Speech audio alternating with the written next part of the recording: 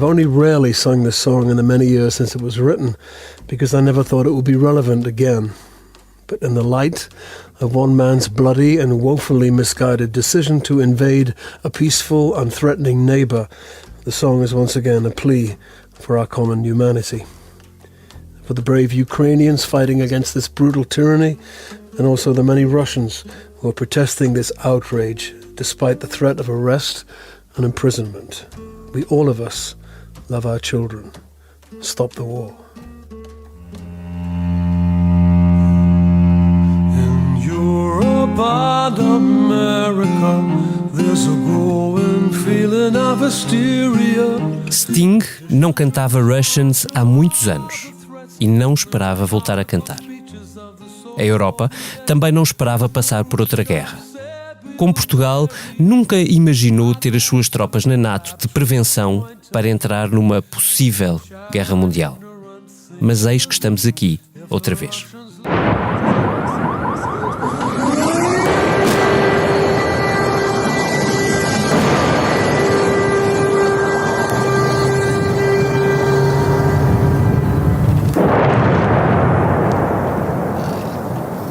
Durante anos, muitos anos, Portugal desinvestiu na sua capacidade militar, acreditando que o desejo de Francis Fukuyama se cumpriria depois da queda da União Soviética.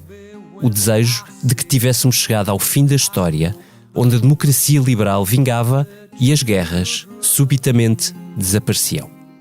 Foi bonito o sonho.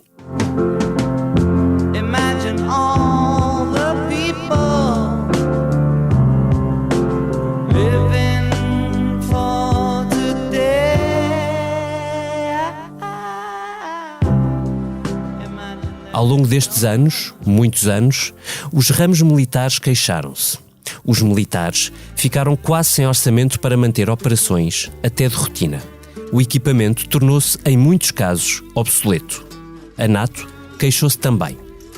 Portugal, a Europa, têm de investir muito mais para a sua defesa não estar dependente dos Estados Unidos. Mas o tempo era de paz. No Parlamento português fizeram-se comissões parlamentares de amizade com amigos como a Guiné Equatorial, a China e, sim, também de amizade com a Rússia. Hoje, 12 dias passados do início da invasão da Ucrânia, Portugal vai mesmo reforçar a NATO às portas do antigo território russo, enquanto em São Bento os deputados se apressam a abandonar aquela amizade. Acabou-se a ilusão, Mr. Tambourine Man. Hey, Mr. Tambourine Man, play a song for me. I'm not sleepy and there is no place I'm going to. Hey, Mr. Tambourine Man, play a song for me. In the jingle jangle morning, I'll come following you. Seja bem-vindo à Comissão Política do Expresso. Esta semana, com as habituais presenças da Eunice Lourenço. Olá, Eunice. Olá. Também do Vítor Matos, em casa, numa outra guerra contra a Covid. Olá, Vítor Matos. Olá, seja bem-vindo. E desta vez com um convidado especial, Carlos Eduardo Reis, deputado do PSD, vice-presidente da Comissão Parlamentar de Defesa e vice-presidente da agora quase extinta Comissão de Amizade Portugal-Rússia. Senhor deputado, seja bem-vindo à Comissão Política. Obrigado. Muito obrigado pelo convite. Começava por si, para quem nos ouça, era importante explicar. Para que é que serve uma Comissão Parlamentar de Amizade? Não é, permita-me corrigi-lo, não é uma comissão parlamentar de amizade, é um grupo parlamentar de amizade. Há vários grupos, há cerca de 40 e tal grupos parlamentares de amizade que servem para aprofundar relações entre os parlamentos, entre os parlamentares, mantendo uma via de diálogo, percebendo como é que se trabalha em países que têm circunstâncias absolutamente diferentes das nossas. E no caso do grupo parlamentar de amizade Portugal-Rússia, de que eu fazia parte e de que era vice-presidente, nós, por acaso e por causa da pandemia, isto não é nenhuma desculpabilização, não tivemos muito contacto. Não houve umas cartas para as embaixadas, umas situações de cortesia. Eu, a esse nível, até estou no eixo do mal, porque faço parte, normalmente, cada deputado faz parte de 2 ou 3 grupos de amizade, e eu faço parte do Irão e da Venezuela. Mas isto tem uma razão. A maior parte dos meus colegas querem ir todos para a Aliança Atlântica, não é? Ou para os países nesta área que são à partida mais interessantes, não é? Estados Unidos, a Grã-Bretanha, a Alemanha, a França, Israel também, pelo interesse que todos sabemos que geoestratégico que tem, e como não podemos ir todos para o mesmo sítio, eu entendi que isto também seria um desafio para mim, estar numa zona onde não me sinto tão confortável. E portanto a Rússia acho que é um passo natural por todas as razões e mais algumas. Aliás, parece até premonitório, porque isto foi decidido há um ano atrás. O Irão, porque percebi em conversas com outros parlamentares que tem um tipo de deputados que aprecia muito este contacto, normalmente estão isolados e portanto privilegiam muito este tipo de contacto, e a Venezuela porque queria que um dos países tivesse uma comunidade portuguesa grande, e portanto o facto de agora sairmos deste grupo de amizade foi aquilo que eu disse ontem na reunião. É um sinal, não é mais do que isso, mas é um sinal que para nós era imperativo. Demorámos algum tempo porque estivemos envolvidos aqui numa guerra jurídica, porque não percebíamos se já tínhamos sido dissolvidos com a dissolução da Assembleia, mas mesmo assim tentamos fazer dar esse sinal. Está, é mesmo a afirmação política, porque o grupo seria dissolvido quando o novo Parlamento tomar posse. E sem entrar aqui em demagogias, em populismos, nós não vamos quebrar esse diálogo, porque sem o diálogo não é possível resolvermos esta situação, e eu estou em crer que o plenário da Assembleia da República, a segunda comissão presidida pelo meu colega Sérgio Sousa Pinto e o próximo presidente da Assembleia da República decidirão mais à frente, até porque todos esperamos que esta guerra termine rapidamente, decidirão mais à frente retomar ou reativar este grupo para que o diálogo possa existir. Agora, temos que perceber que um Parlamento composto por 450 deputados, em que 351 votaram o reconhecimento das autoproclamadas repúblicas Donetsk e Lugansk, que não pode manter connosco um diálogo neste momento. E, portanto, como também já não mantinha, isto é mais um sinal do que propriamente... Disse-nos que durante este último ano, enfim, face à pandemia, isso é natural, que os contactos foram escassos, mas é verdade também que desde o início do ano passado, sobretudo a partir de abril, os sinais de alarme sobre a movimentação russa a propósito da Ucrânia se fizeram ouvir em crescendo ao longo do ano. Chegámos, aliás, a dezembro com uma grande discussão sobre se estava meio mundo louco porque poderia haver uma invasão. E os exercícios começaram em abril com as 100.000 tropas. Precisamente. E como é que um deputado que está na Comissão de Defesa e nesta Comissão acompanhou estes meses? Houve algum tipo de, nestas comissões, neste grupo de trabalho, houve alguma tentativa de procurar informação para perceber qual era estaria a mentir se disséssemos, até como toda a Europa, que estávamos a prever isto e que, portanto, que acompanhamos isto de uma forma diferente. Mas também não acompanhamos isto de uma forma mais próxima, porque a Comissão de Defesa nos últimos 2 anos teve um papel muito importante, porque acompanhamos semanalmente o combate à pandemia e, portanto, estivemos sempre assoberbados. Normalmente a Comissão de Defesa, sendo uma Comissão de Soberania, e como disse no início, o investimento em defesa em Portugal e na Europa não é grande e que, portanto, não trabalha como as outras comissões, como a da Economia, como a do Poder Local, como a primeira comissão. Portanto, nós estávamos muito ocupados com isso e também não prevíamos que houvesse que existisse esta situação e, portanto, sob o ponto de vista da Comissão de Defesa, não acompanhamos. Depois há a questão das autárquicas, a dissolução, portanto, isto tudo ficou a marinar, se me permite a expressão. No caso do grupo parlamentar de amizade, não foram feitas reuniões e, portanto, os grupos parlamentares de amizade praticamente ou diligências não ou contactos com a embaixada, ou quer dizer, imaginando eu que esse seja o tipo de contacto mais natural. Olha, não é? vou-lhe dar um exemplo comparativo. Por exemplo, com o Irão funcionou. Nós estivemos com o embaixador, conversamos, tivemos um jantar de cortesia na embaixada, recebemos cá parlamentares iranianos e agora em fevereiro, se não tivéssemos neste estado de dissolução da Assembleia, iríamos nós a Teherão. Portanto, este é o tipo de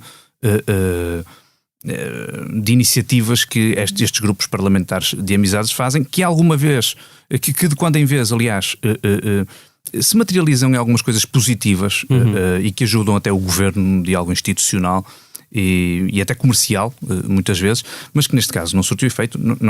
Nem nós, nem outros grupos parlamentares de amizade tiveram este espaço durante estes últimos 2 anos para trabalhar, e eu também recordo que eu, sendo deputado estreante, não tenho um histórico de trabalho nos grupos parlamentares de amizade, e não estou aqui a falar de cátedra desse assunto, não é? Antes de passar a palavra ao Vítor Matos, deixe-me só perguntar-lhe, o senhor deputado acreditou que haveria uma invasão russa antes do primeiro tiro ser disparado? Eu tive algumas conversas sobre isso, até com colegas vossos, mas na realidade nunca acreditei. Enfim, o facto de Putin ter tomado a Crimeia, de manter tropas na região do Donbass e de fazer, portanto, esta política de pretexto, de encontrar sempre um pretexto para justificar as suas ações, embora entendesse isso como aquela vontade imperialista que ele demonstra, nunca pensei que isto chegasse a esta situação. Agora, 100 mil tropas paradas em exercício e muito equipamento militar deixado na fronteira, não é?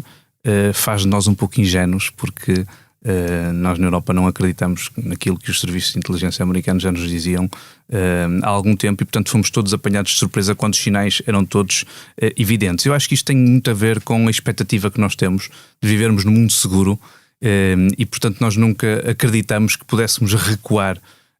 Eu, no início deste conflito, até escrevi, não sei se no Twitter ou se no Facebook, que é mais importante que distribuir as armas era preciso distribuir livros de história, e isso diz-me um bocado... Cuidado com os livros de história, se manda os livros de história do Sr. Putin. Não, tem que ser mais consensual possível. Cuidado com os livros de história, depende dos livros de história. Mas pronto, esta é a ideia de que fomos todos apanhados desprevenidos quando os sinais estavam todos aí, mas tem a ver também com o facto de... permitam-me o comparativo, invadir a Ucrânia não é igual a invadir qualquer outro país de 5 ou 10 milhões de habitantes da União Europeia. A Ucrânia tem um território enorme, tem 40 milhões de habitantes, e isso também conta para a nossa análise, não é? Por isso é que Putin tentou tomar o país com aquela geografia do medo, não é? Por 4 zonas, tomar o país em 3 ou 4 dias. Isso não resultou, e agora estamos neste impasse que custa vidas todos os dias. Eu vou querer ouvi-lo também sobre a pergunta que quer fazer ao Vítor, mas deixa-me passar a palavra. Vítor, tu achas que o que está a acontecer na Ucrânia acordará os políticos portugueses, a política portuguesa, para a necessidade de manter outro tipo de atenção à política externa e à política de defesa também? Eu acho que é obrigatório, e já está a acontecer, não é? Pelo menos do ponto de vista da política externa. No caso das Forças Armadas, a questão é diferente, porque qualquer tipo de atenção que se possa dar, qualquer tipo de problema que se tenha de resolver, demora muitos anos a resolver. Portanto, quer dizer, Portugal pode tomar uma série de posições ao nível internacional, mas têm que ser credíveis. E os países, para serem credíveis deste ponto de vista, infelizmente é assim, têm que ter Forças Armadas credíveis. Sem Forças Armadas credíveis, não passa de retórica, em muitos casos. Agora, Portugal faz parte de uma aliança, faz parte de uma aliança militar que é a NATO, e faz parte da União Europeia, e em termos diplomáticos e política externa, Portugal, a não ser quando são temas que dizem diretamente que são a prioridade da nossa política externa, nós normalmente não tomamos posições à frente dos outros, à frente da NATO nem à frente da União Europeia. Isso é um lado.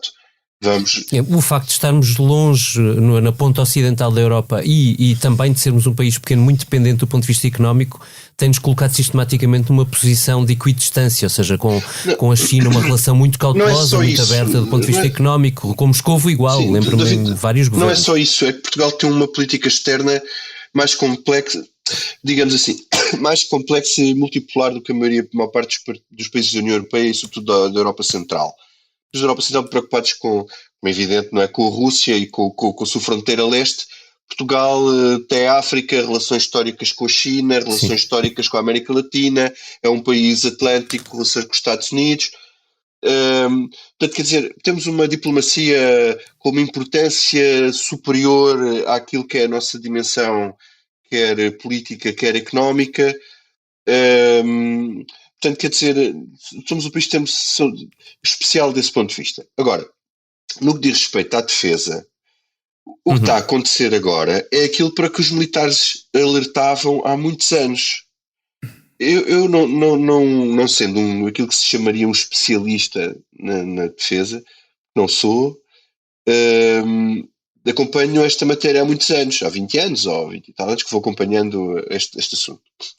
Mas é o que os militares sempre disseram, que é, se nós vamos desguarnecendo a nossa defesa, se nós vamos desguarnecendo as nossas forças armadas, isto é como os seguros, não é? Mas só nos lembramos no dia em que faz falta.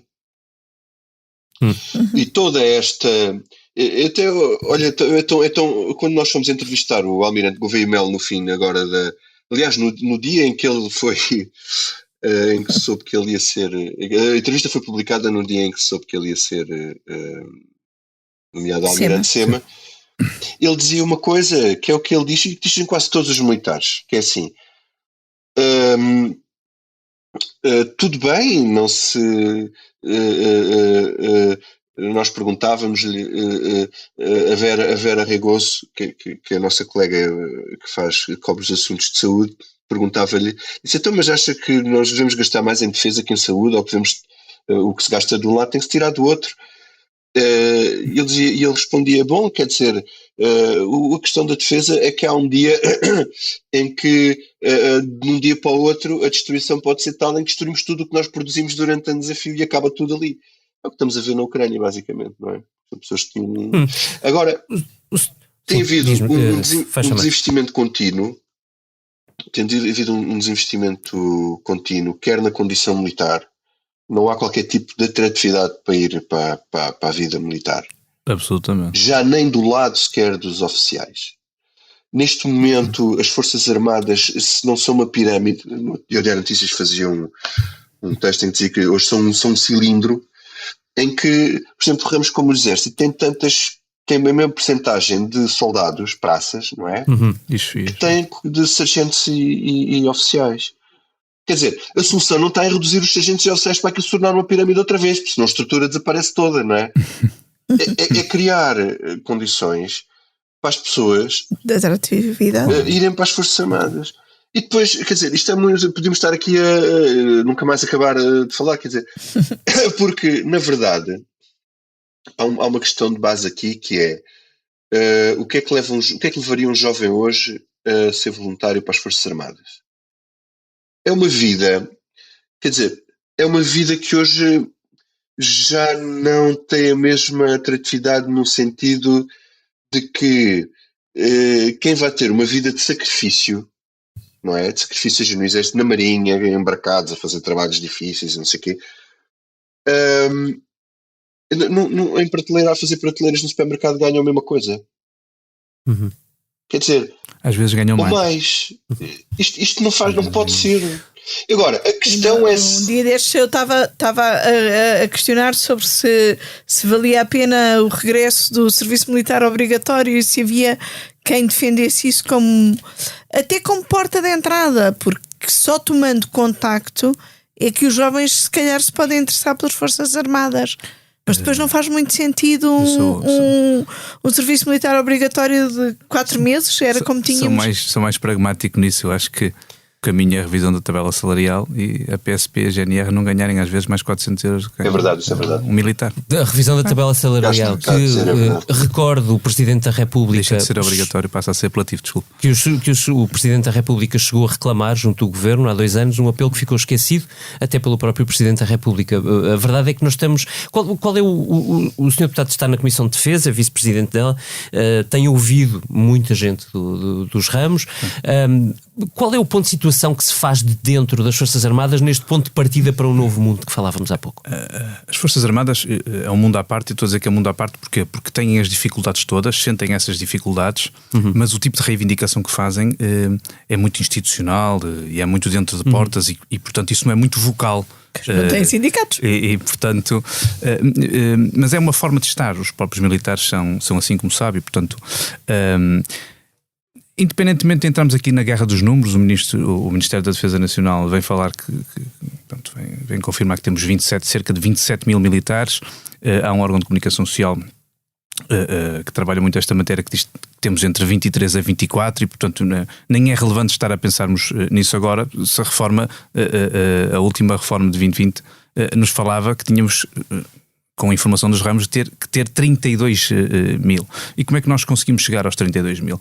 Vou-vos dar um exemplo. A primeira proposta que eu tive o prazer e a honra de ver votada logo que cheguei, num orçamento de Estado e que negociamos com o Ministério, foi uma coisa que me chocou. Porque os recrutas não ganhavam nem o salário mínimo. E, portanto, a nossa primeira proposta do PST, que foi acolhida pelo Partido Socialista, que estava no governo, foi o salário mínimo para os recrutas. Quer dizer, eu acho que isto é uma coisa impensável.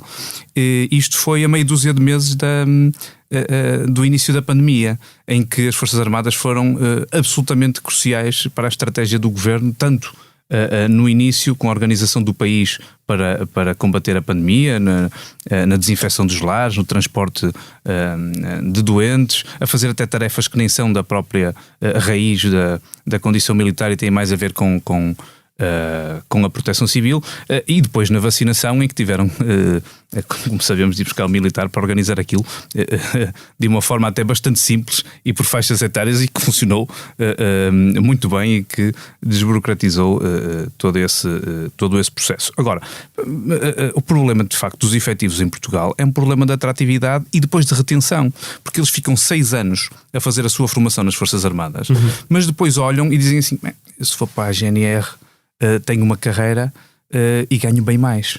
E a condição militar em que estão sujeitos, em que o risco às vezes até numa missão internacional é completamente diferente, faz pensar, não é?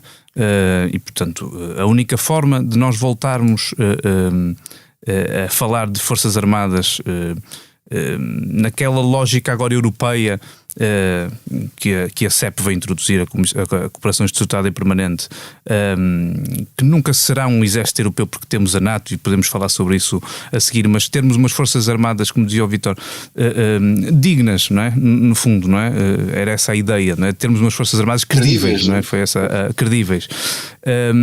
Passa pelas melhores condições, porque nós temos bons profissionais, nós temos bons militares que quando vão em missão internacional são sempre elogiados, mas que depois não são recompensados. E portanto aquilo também dizia o Vítor, o que é que faz hoje um jovem, acho que foi o Vítor, não sei se o que é que faz hoje um jovem ir para as Forças Armadas? Portanto, essa é a grande questão, não é? Portanto, há acima disso um problema de equipamentos, não é? Nós estando na NATO, o problema da desadequação do equipamento militar português significa em última instância que ele não pode ser utilizado pela NATO, porque quer dizer, os equipamentos têm que ser compatíveis, digamos assim.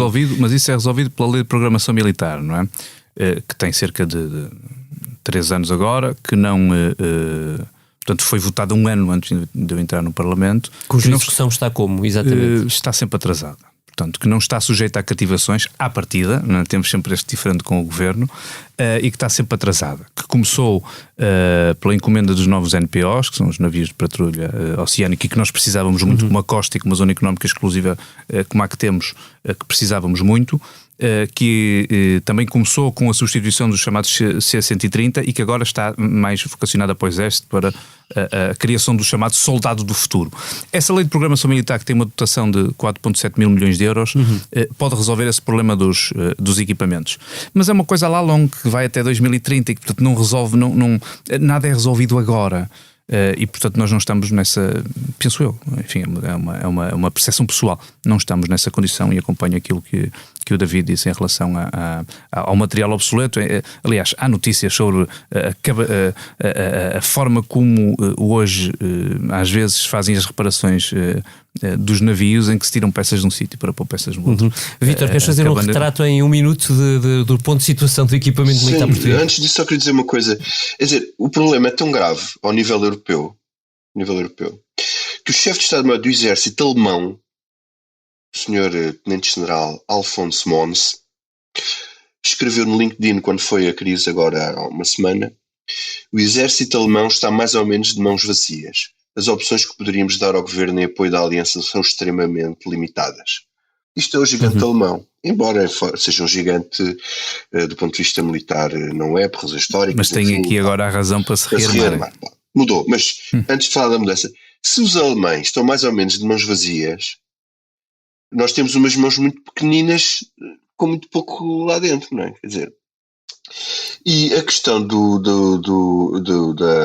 a questão da lei de programação militar permite que se vá reequipando as Forças Armadas. Por exemplo, os patrulhões estão atrasados. Já era para, iria haver um este ano, não vai haver. Ainda nem foi lançado sequer o... Está atrasado, mas eu nem sei até que ponto está atrasado. O concurso foi lançado e já foi adjudicado, mas penso que não vão estou com base na informação das audições públicas. É impossível terem este ano um navio. Depois, a substituição dos C-130 está a decorrer. A questão é que os aviões que são os 4 C-130, 2 deles estão parqueados na Jogma, em Alverca, porque a empresa não dá conta daquilo, tem lá os aviões há 2 anos, portanto Portugal só tem 2 e dos 2 só tem um operacional e é de vez em quando. Temos capacidade para transportar tropas. Acontece isso no mar. Não temos capacidade. Acontece isso no mar. É grave. Na Marinha temos um problema absolutamente grave e que tem a ver com uma decisão tomada pelo governo Sócrates em 2009, que foi uma semi-privatização do Arsenal do Alfeite, que tornou o Arsenal do Alfeite completamente inoperacional. Ainda ontem foi lá o Presidente da República. Sim. Não conseguem reparar os navios. Há navios que estão a ser canibalizados. Por exemplo, a fragata Vasta Gama está praticamente canibalizada, está praticamente irrecuperável neste momento. Até porque estes navios, se não forem recuperados, depois os equipamentos tornam-se obsoletos, portanto aquilo já não é recuperável sem um enormíssimo reinvestimento. E têm que andar no mar os navios, não é? Não podem estar sempre em terra, não é? Sempre na doca seca. Não é? Portanto, o problema do Arsenal, o da Marinha, é um problema que vai até à parte empresarial do Arsenal do Alfeite, em que se perderam centenas de operários especializados que não se arranjam de um dia para o outro, centenas de pessoas, engenheiros, pessoal especializado. Nenhum destes problemas se resolve num ano nem 2. Absolutamente. Quer dizer, não se resolve num ano nem 2. E, portanto, agora de repente lembram-se de que é isso daqui a 10 anos ou daqui a 15 anos, quando eventualmente as coisas poderão estar outra vez em condições mais como direi, não digo em condições ótimas, mas em condições mais aceitáveis, o mundo poderá ser completamente diferente já também outra vez, quer dizer.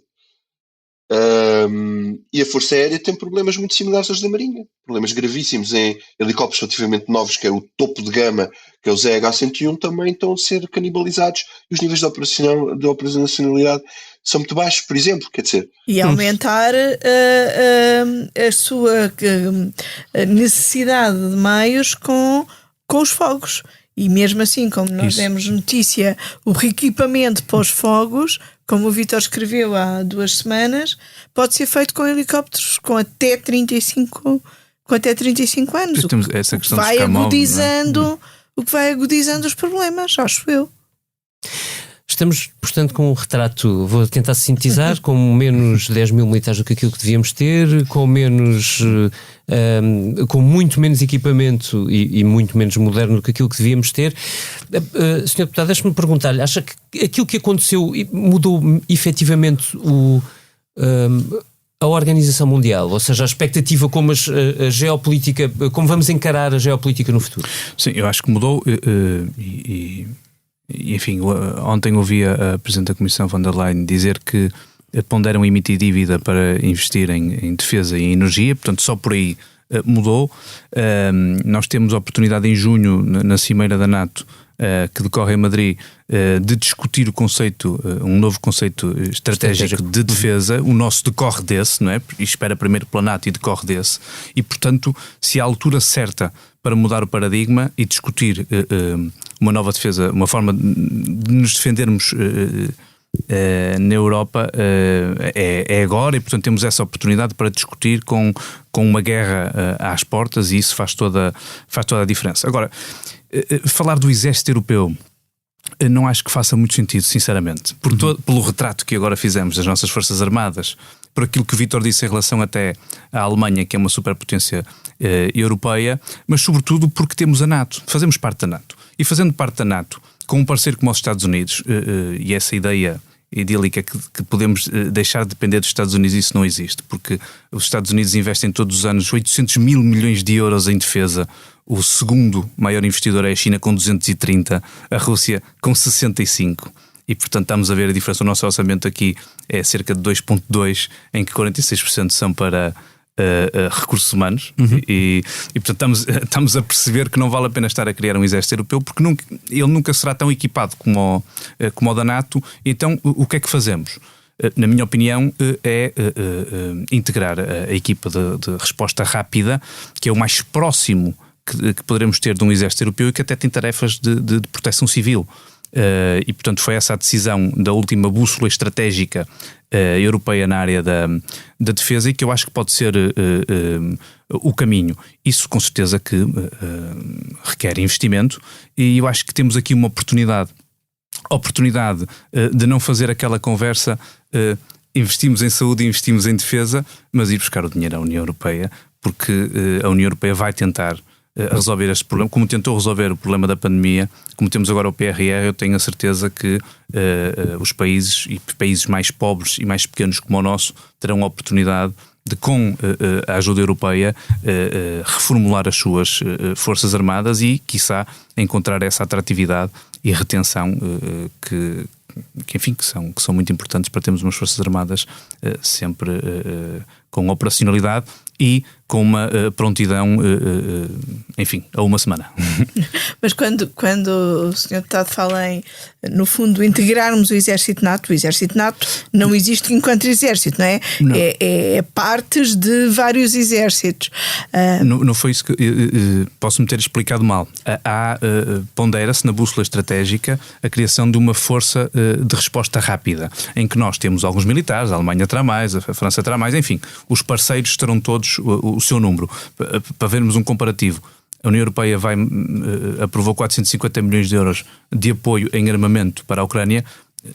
A nossa parte é 8 a 10 milhões de euros. Portanto, cada um estará na sua proporcionalidade nessa força de resposta rápida. Mas deixe-me só acabar aqui. A minha dúvida é, se nós apostarmos em ter um corpo que nos represente, por assim dizer, nessa força de resposta rápida, não corremos aqui o risco de ter um núcleo de forças armadas bom, capaz, armado, com bons equipamentos, mas depois o resto não existe?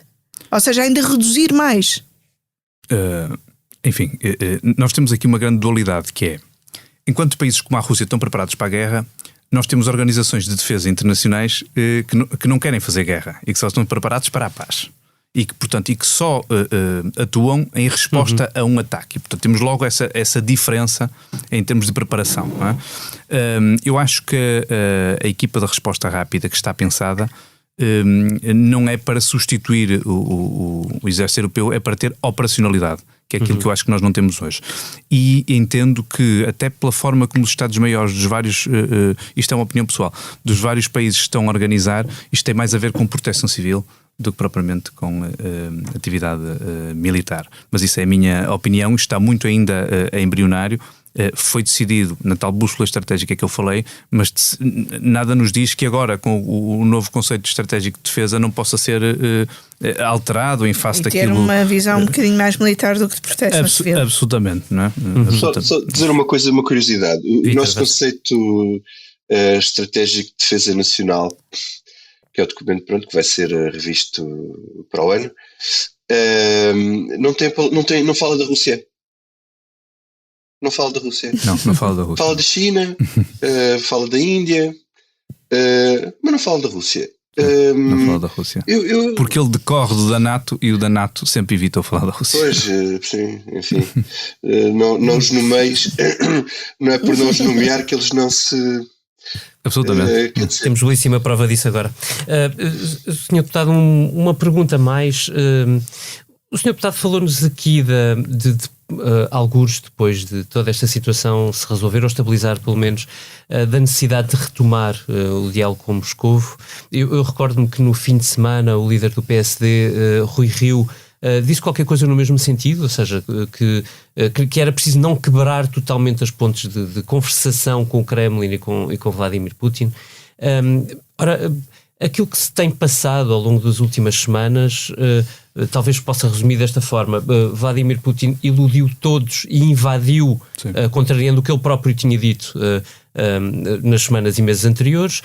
Durante a própria intervenção, que ele não assume como uma guerra, mas uma intervenção militar especial, ele continua a mentir, literalmente. Há prédios destruídos, há muitos alvos civis, há corredores humanitários que não são respeitados, cujo cessar-fogo não é respeitado.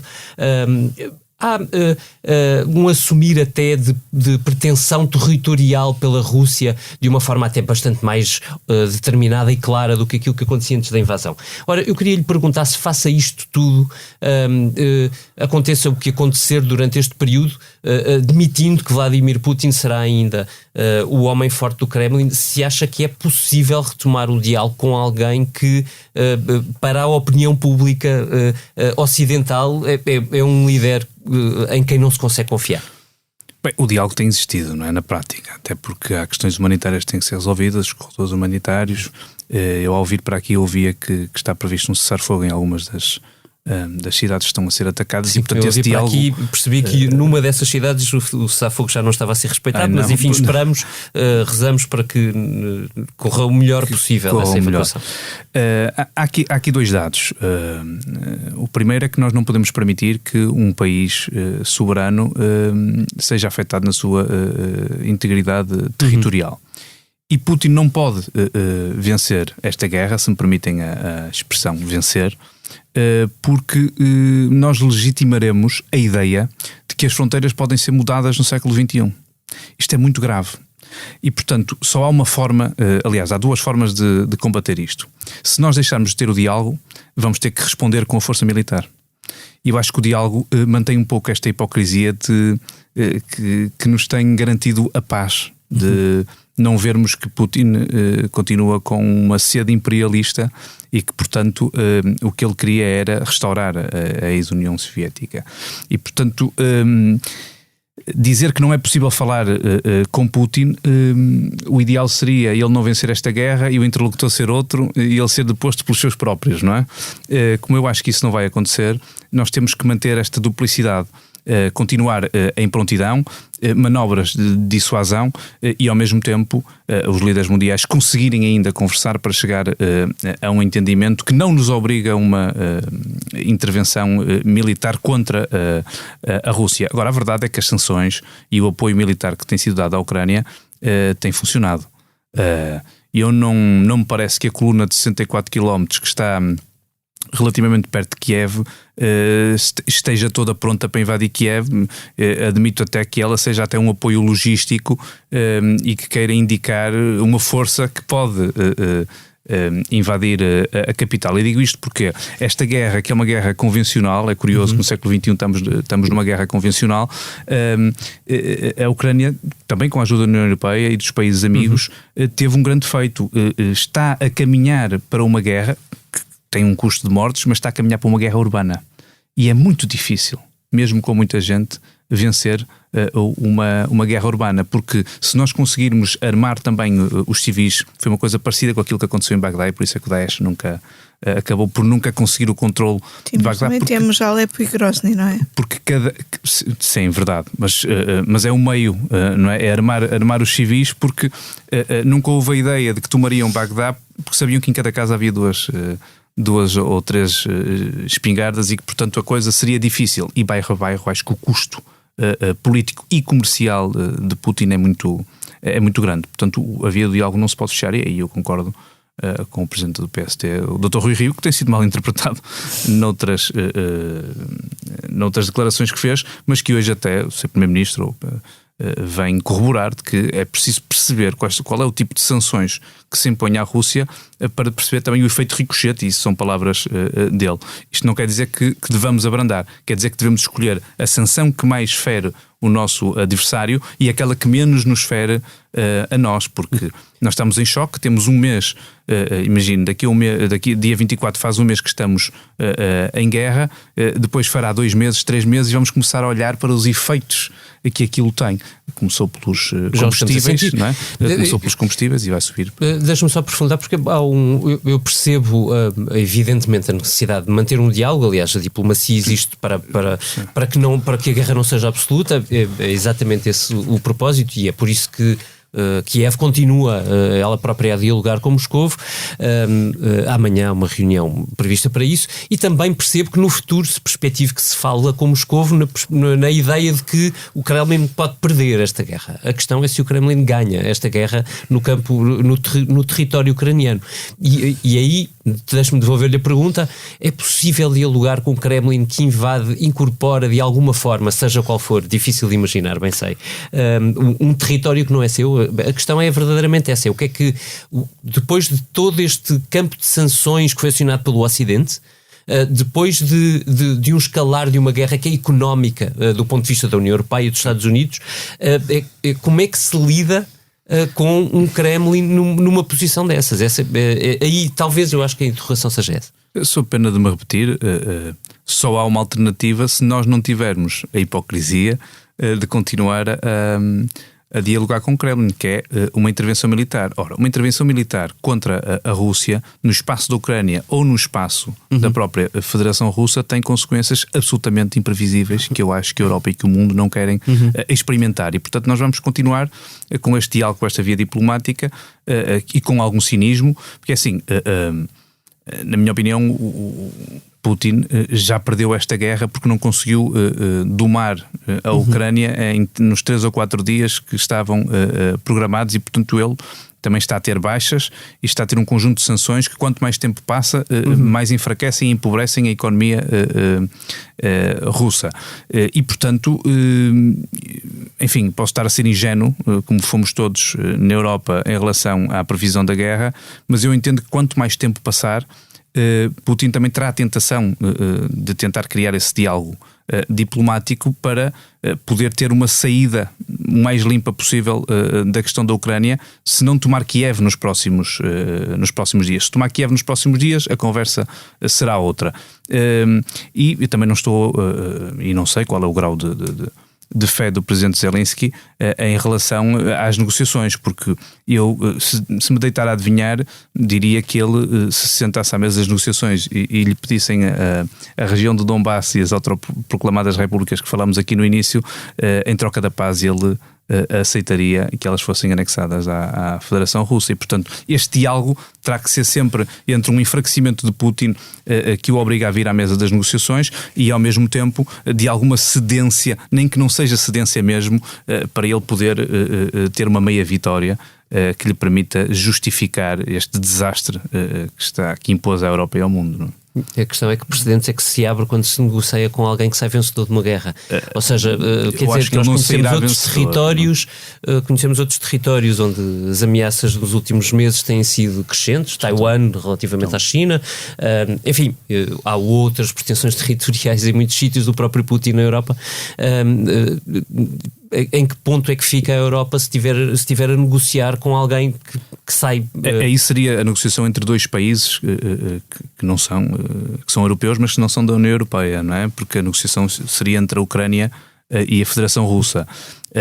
E seria o preço a pagar pela paz. Mas eu estou apenas a ser analítico e a tentar uma previsão daquilo que pode acontecer.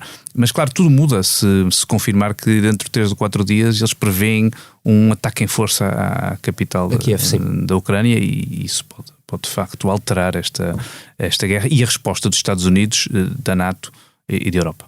Muito bem. Seguimos para aquela rúbrica de sempre.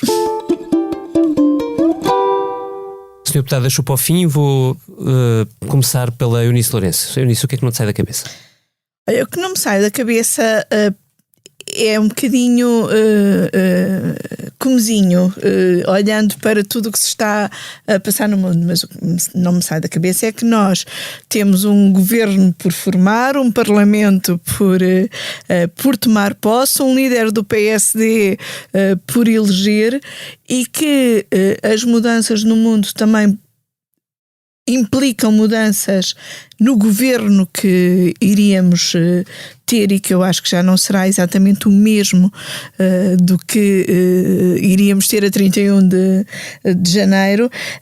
Acho que tudo o que se está a passar no mundo implica que também cá dentro olhemos para, não só para as Forças Armadas que precisamos ter, mas para o governo que precisamos ter, a oposição que precisamos ter, e isso implica, do meu ponto de vista, um Ministro da Defesa politicamente forte, um Ministro dos Negócios Estrangeiros competente e experiente, implica um líder do PSD com mundo de evidência e que tenha pensamento para lá do preço dos combustíveis, e implica... Estás a falar de alguém? Estou a falar do único candidato a líder que é público e que escreveu um artigo no Jornal Público esta semana, que é Luís Montenegro, sobre o preço dos combustíveis. Eu presumo que Luís Montenegro tenha mais pensamento para além do preço dos combustíveis, que é obviamente algo que nos preocupa a todos, e aqui voltando a ser comozinha, mas que também tem a ver com esta guerra, e portanto há muita coisa da nossa vida, inclusive diária, que tem a ver com o que se está a passar no mundo e da nossa vida política, e é preciso que as mudanças que aí vêm no panorama político português também saibam dar resposta às mudanças que se estão a passar no mundo. Vítor Matos, e a ti, o que não te sai da cabeça? Olha, eu pela primeira vez vou aqui falar de... Não me sai da cabeça um trabalho meu. Eu nunca tinha posto as coisas assim. Alerta de autoelogio. Não é nada disso. Eu escrevi um artigo sobre três generais portugueses e que tiveram serviço na NATO, alguns deles com posições relevantes, e que têm tido posições muito relativizantes em relação à atitude da Rússia. Uns até bastante para além de compreensivas, não digo quase que são defensores das posições russas, mas que mimetizam algum do discurso do Kremlin. Alguns dizem que a NATO encurralou a Rússia, que a NATO pisou linhas vermelhas, que a Rússia, que a parte ucraniana é que é a ameaça na parte, portanto, que a Rússia não ia permitir, estou a citar agora um desses generais, não ia permitir a chacina da população ucraniana russa nas zonas separatistas, que o presidente russo foi encurralado e que a NATO agora foi encurralada e que a Ucrânia agora está a pagar por isso. Outro que não acredita que a Rússia e o Sr. Putin não faz uma guerra por causa da sua visão histórica e que isto tem a ver com a questão da geoestratégia. Enfim, isto é o que é. Acho que os jornalistas devem fazer um trabalho de escrutínio. Acho que o trabalho de escrutínio é obrigatório, é um dever da nossa parte. Eu só digo isto porque, entretanto, um desses generais escreveu um dos textos mais insultuosos contra mim enquanto jornalista que eu já vi nos meus mais de 25 anos de carreira, mas devo dizer que acho que o Sr. General fez muito bem em fazê-lo, porque felizmente vivemos num regime onde isso é possível E se fosse no regime do Sr. Putin, isso não poderia acontecer, ou a acontecer era só de um lado, porque o jornalista pelo menos não tinha liberdade para fazer o escrutínio das pessoas que assumem posições públicas, e assumindo posições públicas não assumem posições públicas em nome individual, mas assumem posições públicas porque lhes é-lhe dada credibilidade pelo facto de serem majores generais do exército português na reforma, mas são majores generais com uma carreira ao serviço das Forças Armadas Portuguesas. Portanto, muito bem, é só isto. Aplaudo isso. A mim, brevemente, o que não me sai da cabeça é a imagem de Tatiana Bogatova, é uma cidadã ucraniana que, com medo das bombas que caíam sobre Kiev, acordou a sua filha de 18 meses à meia da noite para a levar ao colo durante 20 quilómetros até conseguir tirá-la do centro da cidade. Isto para que, claro, as duas pudessem seguir para uma cidade mais segura. A guerra é mesmo isto, é sobre gente a sério. Senhor Deputado, o que não lhe sai da cabeça? Enfim, na senda daquilo até que o David acabou de dizer, é um bocado isso. Eu tirei alguns dias de férias semana passada e, portanto, estava num sítio com problemas de rede e, portanto, acabei por me desligar 4 ou 5 dias da questão internacional e mundial e percebi que estas questões mexem realmente connosco, porque quando voltei à minha rotina, andei sempre muito mais ansioso. Não sei se é por ter um filho relativamente pequeno e que, portanto, me revejo tanto naquilo que o David disse, mas em todas as histórias que vão aparecendo na televisão, mas sobretudo aquilo que não me sai da cabeça e portanto, esta rubrica também é sobre isso.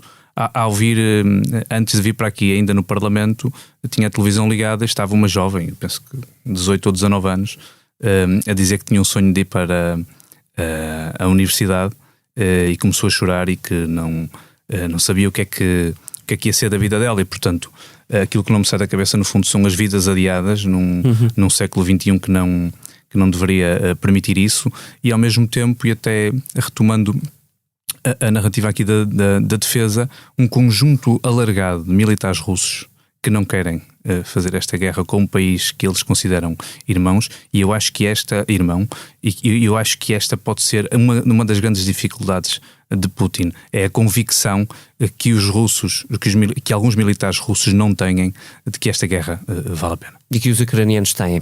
Esta foi a Comissão Política do Expresso, gravada quarta-feira, dia 9 de março, com a ajuda da sonoplastia de João Martins e a ilustração do Tiago Pereira Santos.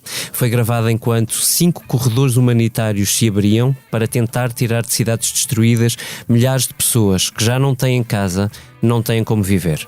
Uma comissão política gravada na esperança, sempre na esperança de que exista uma saída, de que exista uma estrada para a paz. Deixo-vos com Tom Waits, Road to Peace. Até para a semana.